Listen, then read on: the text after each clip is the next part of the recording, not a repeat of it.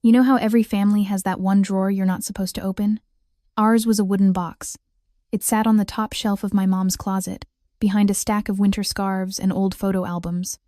It was locked for as long as I could remember. I used to ask her what was inside when I was a kid, and she'd just smile, tilt her head a little and say, "Nothing important, just old letters, memories best left folded." And that was that. For 20 years I never touched it. Even after I was grown, even after I had my own apartment and my own life, that little box remained in her closet untouched, mysterious, and somehow sacred. Then she died. It was quiet. Peaceful, they said. And sudden. A small stroke in her sleep. I had just seen her 2 nights before. We ate Chinese takeout and watched an old movie like we always did. She seemed fine. She even laughed at my terrible chopstick skills. And then gone. Just like that. The funeral was small. She didn't want anything big. No flowers, no music, just a few close friends and family, some tears, and a whole lot of silence. After everyone left, I stayed behind in her house. I wandered the rooms like I was looking for something, some piece of her that hadn't vanished yet. Her favorite mug was still by the sink, her coat still hung by the door, and then I opened the closet. The box was still there, same place, same scarf draped over it. But something about that moment felt different. Like it wasn't just a box anymore. Like it was finally calling me. I don't know what changed. Maybe it was the finality of her absence. Maybe it was the sudden freedom of no longer needing permission. Or maybe deep down, I'd always known that what was inside that box was never just old letters. I climbed up, pulled it down gently, and placed it on her bed. The key surprisingly was taped to the bottom. She'd kept it close. Not hidden. Just private. With shaking hands, I opened it. Inside, there were at least 20 envelopes, all carefully stacked, labeled by year, and sealed. The earliest one dated back to 2002, the year my father left. I picked up the first envelope and just stared at it for a while. My name wasn't on it. No one's was. It was simply labeled 2002.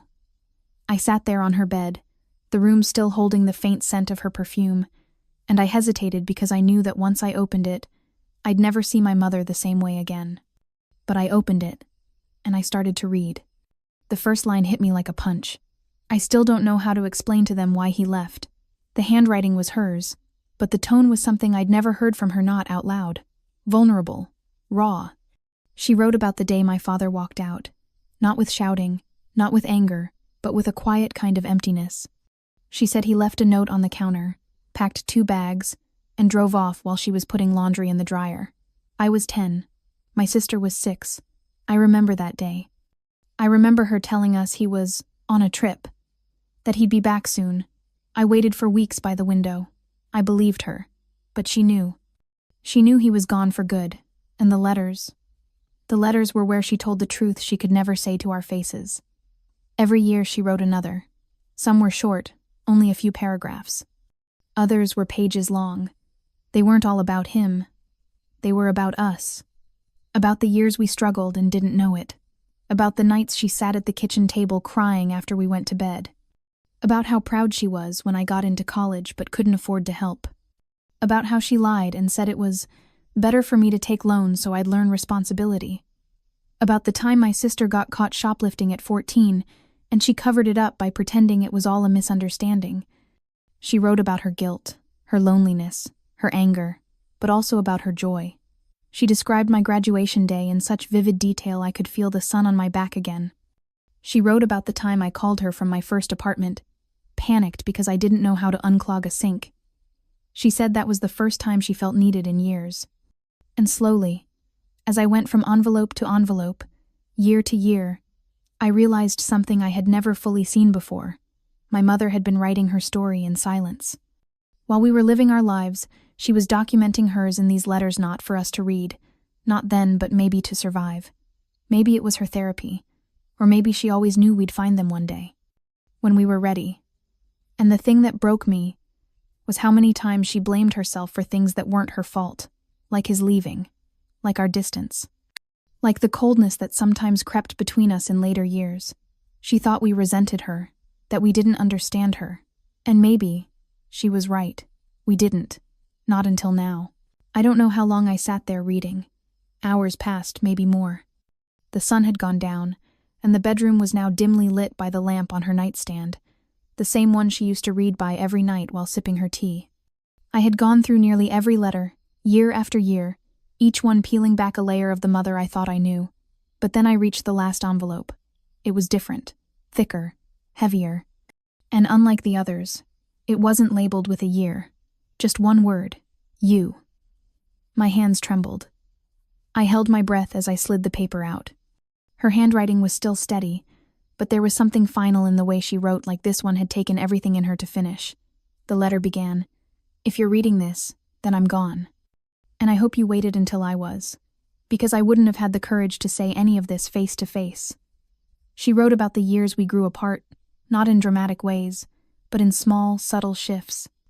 Missed phone calls, rushed holidays, that strange distance that forms when life gets too busy and we assume our parents will always be there. She said she never wanted to burden me with her pain, that her letters were her way of processing without passing it on. But then came the part I wasn't prepared for. She told me the truth about my father, that he hadn't just left, that he had another family, that he had come back once 3 years after leaving, begging her to take him back, and she refused. Not because she didn't love him, but because she didn't want us growing up watching her forgive someone who never apologized. She said she never told us because she didn't want us to carry the weight of his betrayal. She chose silence to protect us. And suddenly, all those years I thought she was cold or guarded, I saw them for what they were. Strength. She didn't just raise us alone. She shielded us from a truth that would have shattered us. At the end of the letter, she wrote, "I didn't leave you these letters to make you sad. I left them so you'd understand. So you'd know I was more than just mom. I was a woman, a person. And I loved you in ways I didn't always know how to say out loud." I folded the letter and held it to my chest. I cried, not the kind of crying you do at funerals, surrounded by others, but the kind that pours out when no one's watching. The kind that comes from finally seeing the full picture. My mother wasn't just a caretaker. She was a silent historian of her own heartbreak and resilience. And for 20 years, she locked her story away, not to hide it, but to make sure that when we finally read it, we'd be old enough to understand. I put every letter back in the box, closed the lid, and placed it back on the shelf, not to forget it, but to honor it. Because some stories don't need to be shouted. Some truths are too sacred to share in life. And sometimes, the loudest love is the kind you only hear when everything else has gone quiet.